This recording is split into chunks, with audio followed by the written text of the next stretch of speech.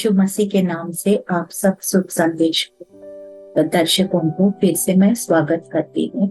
धन्यवाद करती हूँ परमेश्वर ने हम सबकी जिंदगी में एक और मौका दिया है यीशु मसीह के चरणों में बैठ के कुछ समय पवित्र शास्त्र बाइबल से सीख सके, समझ सके, अमल कर सके और उनकी आशीषों का हम वारिस बन सके। छोटी सी प्रार्थना के साथ इस कार्यक्रम शुरुआत करेंगे।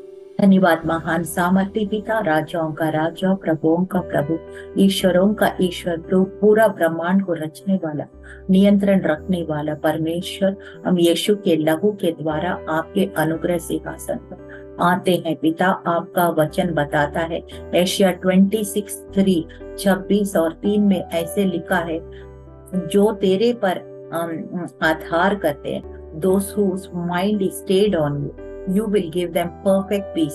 जिसका मन आपकी ओर लगा है उनको अपनी परिपूर्ण शांति से आप भर देता है प्रभु। इसीलिए प्रभु हमारे सबका मन प्रभु यीशु आपकी ओर लगी है, इसलिए आप अपनी परिपूर्ण शांति से भर दीजिए। जो कुछ हमने तैयार किया है उनके ऊपर पवित्र आत्मा का मोहर लगाइए, यीशु का लहू का मोहर लगाइए प्रभु, ताकि प्रभु बोलने वाले मुझको, देखने वाले दर्शकों को, दोनों को प्रभु आशीष मिले, मसीह का देह उन्नति करे।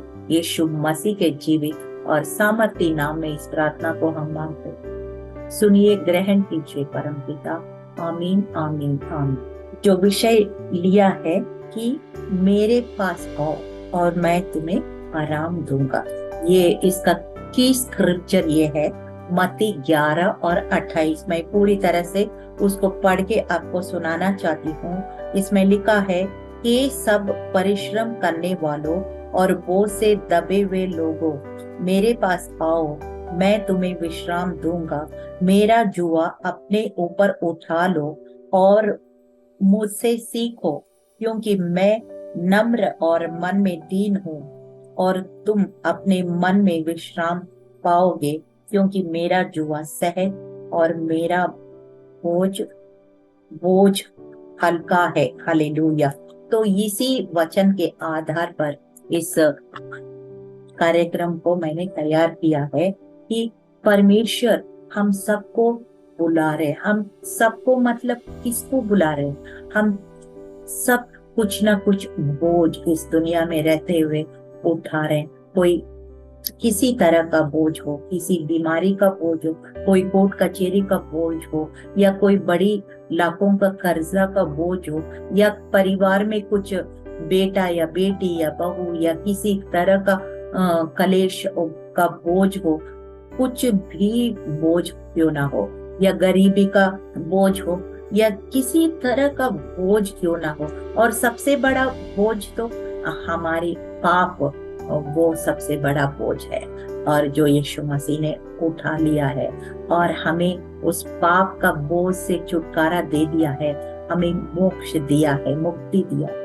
कि कितना अच्छा परमेश्वर है जो हमें बुला रहा है। और फिर आज हम किसी के पास दूसरों के लिए समय नहीं होता है, और किसी दूसरा व्यक्ति का बोझ उठाने का कोई भी तैयार नहीं होता है, क्योंकि उनका अपना बोझ ही उनके लिए भारी पड़ रहे, तो दूसरों के लिए उनको समय नहीं होता है। लेकिन एक व्यक्ति है जो हमारा बोझ को उठाने के लिए तैयार है, और वो यीशु मसीह है। वो पूरा बाहों को फैला के हमें बुलाता है, हमारा बोझ उठाने के लिए आह्वान देता है, और फिर उनका जुआ हमारे जुआ से अदली बदली डिवाइन एक्सचेंज करने के लिए वो आह्वान करता है, वो इनविटेशन देता है।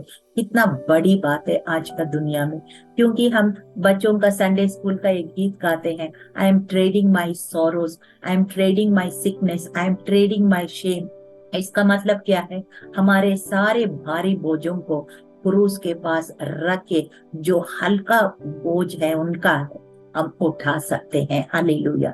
ये कितना बड़ा इनविटेशन है, कितना बड़ा आह्वान है। अगर इस बात को हम समझ सकते हैं तो there is nobody in this world who is ready to take our burdens on their back. Hallelujah.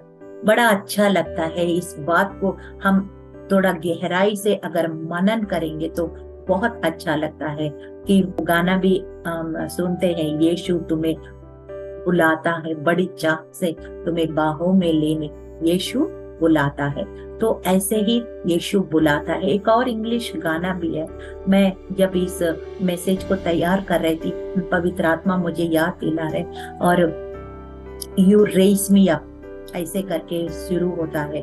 और फिर एक जो एथलीट है, जो दौड़ने वाला, वो किसी वजह से उनका पैर में चोट लग जाता है, और इस दर्शकों को अंदर उसका पिताजी उस बेटा को ऐसे लंगड़ाते हुए देख नहीं पा रहा था, और वो जो गोल पोस्ट है, जो मंजिल है, और बहुत काफी दूर पर पड़ा है, और फिर हो सकता वो रेस में वो जीत नहीं पाएंगे, मगर वो चाह रहा था उसका बेटा कम से कम वो दौड़ को पूरा करे।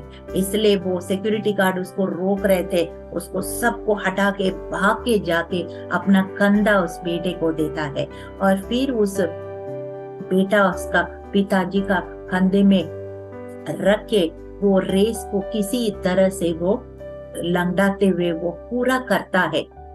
कितना अच्छा टचिंग सॉन्ग है। वो आप कभी YouTube में उस सॉन्ग को देख लीजिए, बहुत टच करता है कि पिता, एक दुनिया का पिता अपना बेटा को ऐसे लंगड़ाते वो देख नहीं पाया, और वो दौड़ को पूरा ना कर पाते वो देख नहीं पाया, और फिर वो कैसे भी आके भाग के उसने अपना कंधा दे दिया। आज हमारे आंसू पोंछने के लिए कोई है, आपको वो कंधा को दे सके, आप उनके ऊपर रख के अपना आंसू बहा सकते। Somebody is ready to wipe your tears, hallelujah. और फिर इसलिए यशायाह 53 में लिखा है कि क्योंकि उसके सामने अंकुर की नाई और ऐसे जड़ के समान उगा जो निर्जल भूमि में फूट निकले, उसकी ना तो कुछ सुंदरता थी कि हम उसको देखते, और ना उसका रूप भी हमें ऐसे दिखाई पड़ा कि हम उसको चाहते। कि आउट ऑफ नथिंग मतलब वो शून्य हमारे लिए शून्य हो गया है, और उस शून्य से वो एक अंकुर निकला है। तो he became like nothing for us to make us complete, hallelujah. हमें परिपूर्ण बनाने के लिए वो खुद ऐसे हो गया कि बिल्कुल शून्य हो गया है, हालेलुया। रोमियो 5 और 15 में लिखा है, जैसे अपराध की दशा है वैसे ही अनुग्रह के वरदान भी नहीं, क्योंकि जब एक मनुष्य के अपराध से बहुत लोग मरे, तो परमेश्वर का अनुग्रह और उसका जो दान एक मनुष्य के अर्थात यीशु मसीह के अनुग्रह से हुआ, बहुतेरे लोगों पर अवश्य ही अधिकाई से हुआ है। तो ये कहने का मतलब है, रोमियो 5 और 15 में लिखा है, जब एक व्यक्ति का अपराध पूरा मानव जाति में मृत्यु ला सकता है, पाप का इतना शक्ति है, तो परमेश्वर की अनुग्रह का कितना और शक्ति हो सकता है, ये सोचने की बात है। तो पाप का शक्ति ज्यादा है या परमेश्वर की शक्ति ज्यादा है? आप सोचिए, इस बात को सोचिएगा, क्योंकि इब्रानियों 9 और 15 में लिखा है, he is the mediator of the new covenant. इसी कारण नई वाचा का मध्यस्थ है, ताकि उस मृत्यु के द्वारा जो पहली वाचा के समय के अपराधों से छुटकारा पाने के लिए हुई है, बुलाए हुए लोग प्रतिज्ञा के अनुसार अनंत निराश को प्राप्त करें। So there were covenants even before Jesus covenant। यीशु मसीह का वाचा से पहले बहुत सारे वाचा और भी थे। मूसा का वाचा थे, दाऊद का वाचा थे, और फिर अब्राहम का वाचा थे, और बहुत सारे ऐसे नूह के साथ भी वाचा थे। इस तरह से बहुत सारे वाचा पहले हुए थे, लेकिन सबसे अधिक महत्व, सबसे सामर्थी वाचा है वो यीशु मसीह के साथ जो परमेश्वर ने बांधा है।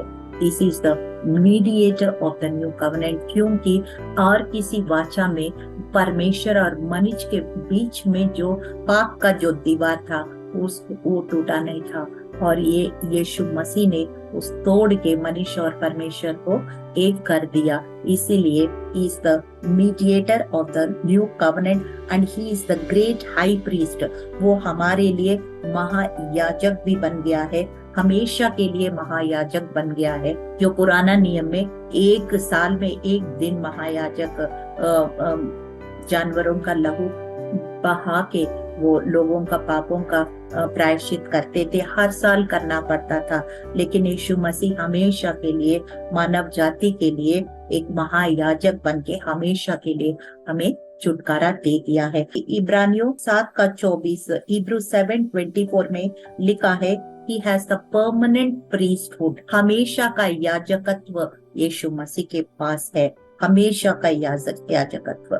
और फिर उसके बाद इब्रानियों 5:6, Hebrews 5:6, he is the priest after the order of Melchizedek, मेल्कीसेडक की लीनिएज वंशावली के द्वारा ये महायाजक बन गया है। क्योंकि मेल्कीसेडक वो है जिसका हम वंशावली नहीं जानते, उनका माँ बाप के बारे में जिक्र नहीं है, वो यीशु मसीह का सदृश है और उसी लीनिएज उसी वंशावली में यीशु मसीह आता है।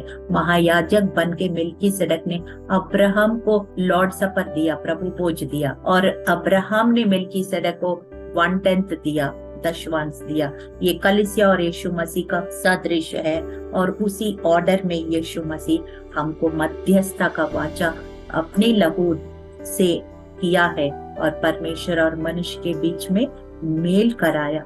इसी वजह से हम उनके पास हमेशा कभी भी जा सकते हैं, अपने बोझों को उनके सामने रख सकते हैं और विश्राम पा सकते हैं, आराम पा सकते हैं। हम देखते हैं लॉकडाउन में हम टीवी में देखते थे कैसे लोग बड़े बड़े बोझ उठा के अपनी गठरी सिर पे रखे, बच्चों का हाथ, कितना लंबा सफर पैदल जाते थे, कितना मुश्किल लगा होगा कि ऐसे दुनिया में कई तरह का लोग बोझ उठा रहे हैं और दबते जा रहे हैं उस बोझों के द्वारा। लेकिन प्रभु आपको विश्राम देना चाहते हैं, आराम देना चाहते हैं। Provided you give him the burden, अगर आप चाहते हैं मैं खुद ही उठा लूंगा और मैं खुद ही दबते रहूंगा, तो परमेश्वर कुछ नहीं कर सकते। लेकिन वो हमें बुलाता है और हम उनके पास जाना है, अपने बोझ को अदली बदली करके हम आराम पाना है, विश्राम पाना है। यशायाह 53:5 में लिखा है कि वो हमारे अपराधों के कारण घायल किया है, हमारे अधर्म के काम के हेतु कुचला गया है, हमारा शांति के लिए उन पर ताड़ना पड़ी, उसके कोड़े खाने से हम चंगे हो जाएं। तो एक एक अंग को उसने कुचलवा लिया है, क्योंकि हमारे अपराध भी उनके ऊपर चला गया है, हमारे अधर्म भी हम उनके पास चला गया, हमारी अशांति उनके पास सिर में चला गया, क्योंकि उनके कांटों को उनको मुकुट पहनाया गया है ताकि हमें शांति मिले, मन की शांति मिले। और हर प्रकार की ताड़ना उनके ऊपर हुआ है, कोड़ों का मार भी, 39 कोड़ों का मार भी सह लिया। ये सब इसलिए आपके मेरे अधर्मों के बदले उनकी धार्मिकता मिले, उनकी जो अपराध के बिना हमें माफी मिले, और हमारे अपराधों के बिना उनके माफी हमें मिले। उनको कांटों का मुकुट पहनाने के द्वारा हमारा अशांति उनके ऊपर जाए और उनकी शांति हमारे पास आए। इस तरह से बहुत सारे दुख हमारे ना खातिर उसने अपने ऊपर उठा लिया है। और यही नहीं है, सिर्फ शारीरिक दुख ही नहीं उठाया और मानसिक रूप से भी उसने उठाया। ये यशायाह 53:3 में लिखा है, वो तुच्छ जाना जाता, मनुष्यों को त्यागा हुआ था, वो दुखी पुरुष था, रोग से उसकी जान पहचान थी और लोग उसे मुंह फेर लेते थे वो तुच्छ जाना गया और हमने उनका मूल्य नहीं जाना। So he was rejected by men, he was rejected, मतलब वो हमारे लिए तिरस्कार बन गया। क्योंकि तिरस्कार बनने का उनको जरूरत ही क्या थी? वो चाहिए तो युवराजा बन के भी आ सकते थे, महल में पैदा हो सकता थे, सारे दुनिया स्वर्ग का वैभव को छोड़ करके उसने अपने आप को शून्य किया और उसके बाद ऐसे तिरस्कार को भी सह लिया ताकि उनके तिरस्कार के द्वारा आपको लोग पहचाने, आपके अंदर यीशु के द्वारा आपको पहचाने। You will be appreciated and recognised through his rejection. Hallelujah. Isaiah 53 का 4 में लिखा, निश्चय उसने हमारे रोगों को सह लिया, हमारे दुखों को उठा लिया, तो भी हमने उसे परमेश्वर का मारा कूटा दुर्दशा में पड़ा हुआ समझा। यानी कि हमारे दुखों को उठा लिया। क्यों? हमारे दुख को इसलिए उठाया ताकि हम दुख ना उठाना पड़े। हमारा दुख को उसने ले लिया। हालेलुया। और वो मारा कूटा गया है ताकि हम अच्छा रहे, तंदुरुस्त रहे। हालेलुया। और 7 में लिखा है, वो सताया गया तो भी वो सहता रहा, अपना मुंह ना खोला। जिस प्रकार भेड़ वध होने के समय भी बेड़ी ऊन कतरने का समय चुपचाप शांति रहती है, वैसे ही उसने भी अपना मुंह ना खोला। वो चाहिए तो एक इशारा काफी था। 12 लीजियंस ऑफ एंजल्स यानी कि 72,000 एंजल्स उनको मदद करने में आ सकते थे, मगर उसने ऐसे लिखा है, वो एक भेड़ जैसे वो काटने वाले के पास चुपचाप जाता है, जैसे ऊन खतरना करते हैं ना, जो ऊन लेते हैं वो चुपचाप करता है, भेड़ के ना वो मुंह नहीं खोला। चाहे तो वो मुंह खोलना क्या, एक इशारा काफी था, मगर उसने क्यों सह लिया? क्योंकि आपका मेरा नया जिंदगी देने के लिए, आपको मृत्यु से जीवन में लाने के लिए और बंधन में छुटकारा में लाने के लिए, श्राप से आशीष में लाने के लिए, पीड़ा और दुख से, दर्दनाक जीवन से एक जयवंत जीवन में लाने के लिए उसने कितना बड़ा दुख सहा।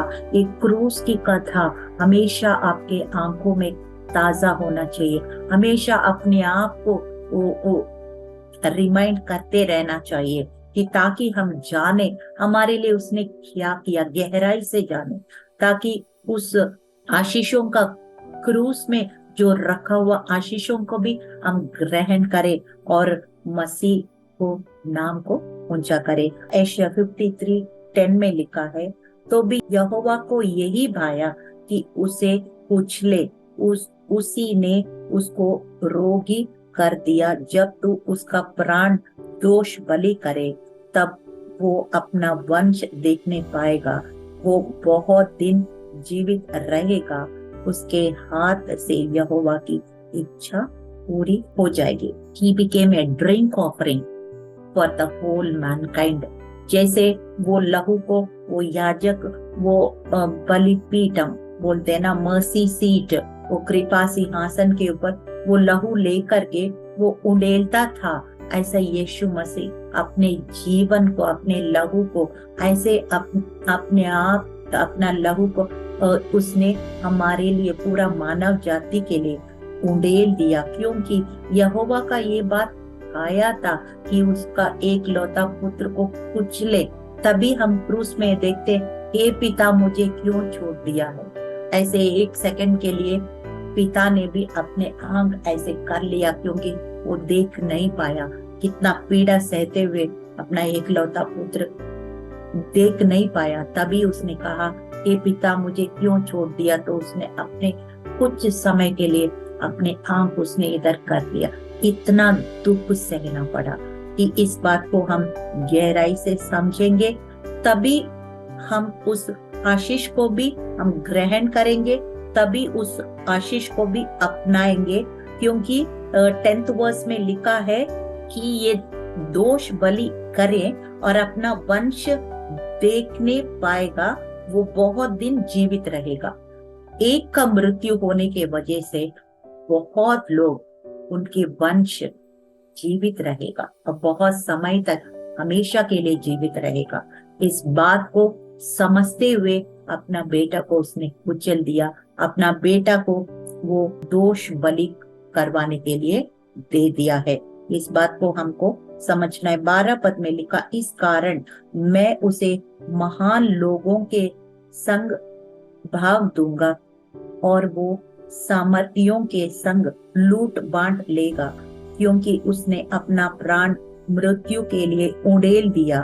वो अपराधियों के संग गिना गया तो भी उसने बहुतों के पाप का बोझ उठा लिया और अपराधियों के लिए विनती करता है। हालेलुया। कई बार मैंने देखा है, थोड़ा रईस लोग हैं, पढ़े लिखे लोग हैं, ऐसे गरीब लोग के साथ ऐसे अपने आप को जोड़ना तुलना कम समझते हैं। They don't want to associate with those people who are not educated or who are economically weak। ऐसे कई बार होता है, प्रैक्टिकली मैंने कई लोग को देखा है। लेकिन पता है बाइबल में क्या लिखा है? वो क्रिमिनल्स के साथ, ड्रेडेड क्रिमिनल्स जो पूरा जिंदगी मर्डर्स करते रहे, ऐसे लोग के साथ यीशु मसीह को बराबर किया गया। कितना ह्यूमिलिएशन, कितना अपमान सहा, और फिर एक बोरोड ग्रेव, यानी कि उनको मरने के बाद भी एक ऐसे ग्रेव में रखा गया, कब्र में रखा गया जो उनका अपना भी नहीं था और किसी से वो बोरो करना पड़ा। इस तरह से अपने आप को दीन कर दिया। इसलिए और इब्रानियों 5 और 8 में लिखा है, और पुत्र होने पर भी उसने दुख उठा उठा कर आज्ञा माननी सीखी। हालेलुया। दुख उठा के, आज्ञाकारी बनना इतना आसान नहीं है, बड़ा दुख उठाना पड़ता है।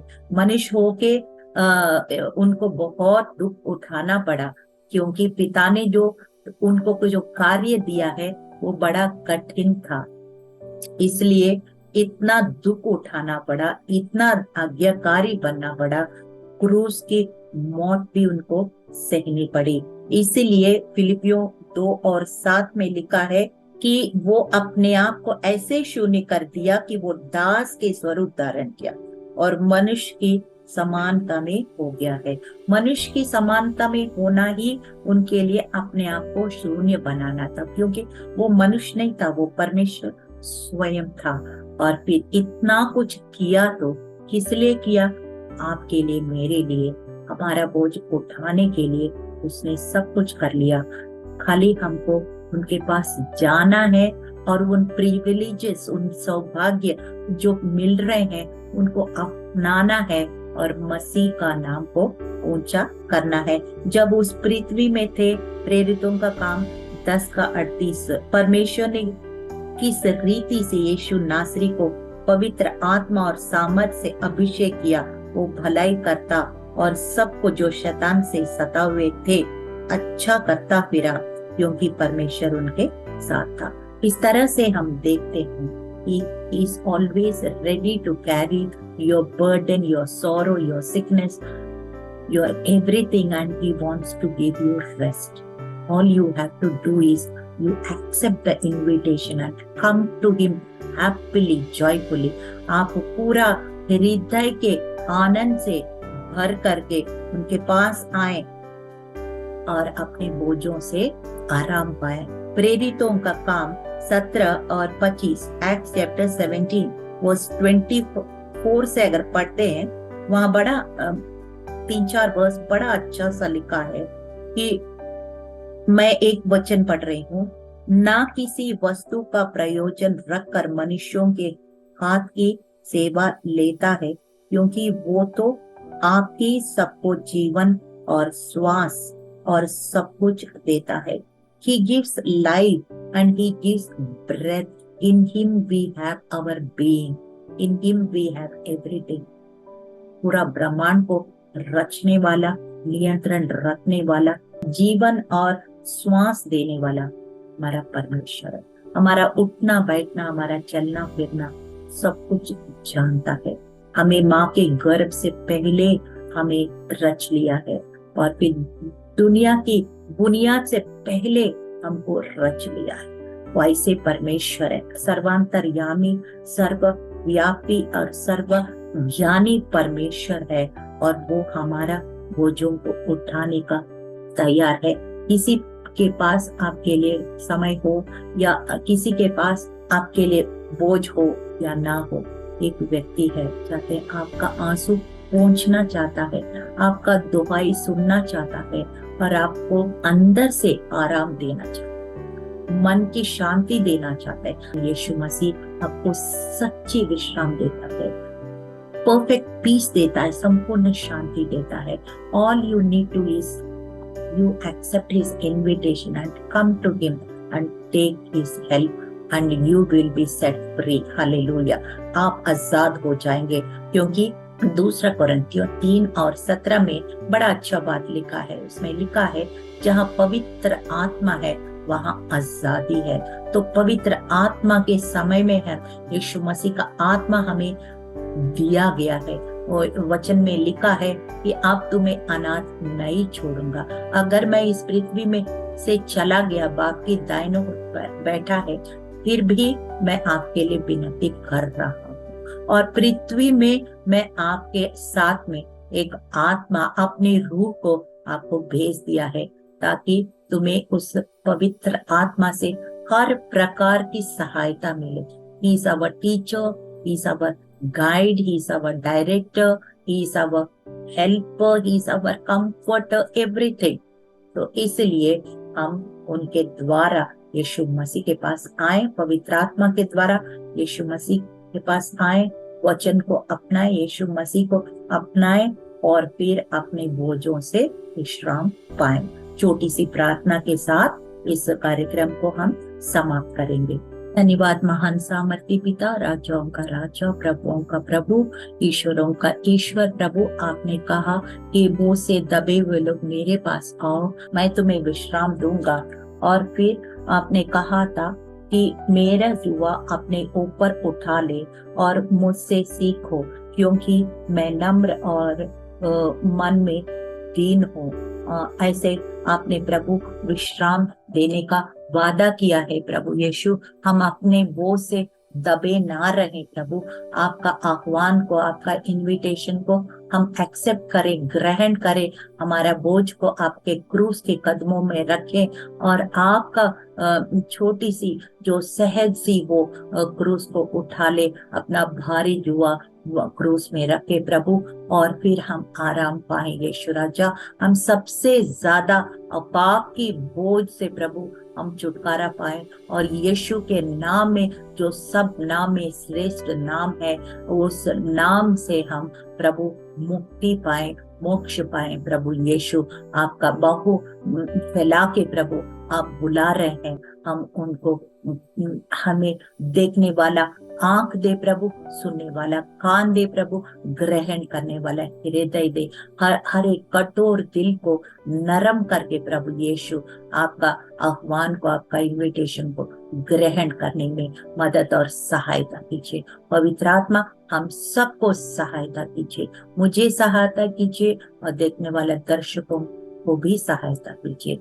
हम घटे आप बढ़े, यीशु मसीह के जीवित और सामर्थी नाम में इस प्रार्थना को हम मांगते हैं। सुनिए, ग्रहण कीजिए परम पिता। आमीन, आमीन, आमीन।